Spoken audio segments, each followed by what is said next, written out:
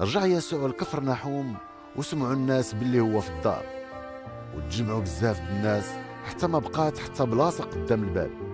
وجابوا ليه واحد الرجل مشلول هازينو 4 الرجال، وملي ما قدروش يقربوا ليه بقوه الزحام الناس، عراو السقف فوق البلاصه اللي كان جالس فيها وداروا فيه فتحه، ودلاو الفراش اللي ناعس فيه المشلول.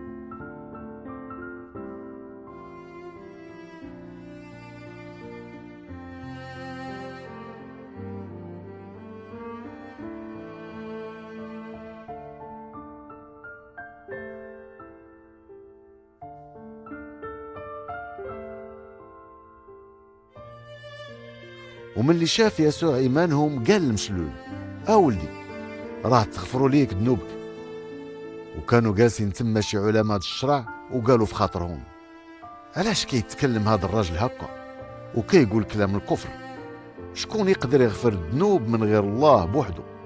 ودغيا عرف يسوع بالروح ديالو اش كيقولوا في خاطرهم، وهو يقول لهم: علاش عندكم هاد الافكار في خاطركم؟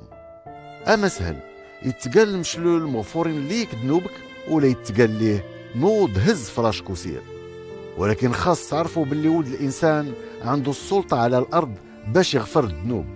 وقال المشلول: ليك كنقول نوض هز فراشك وسير لدارك.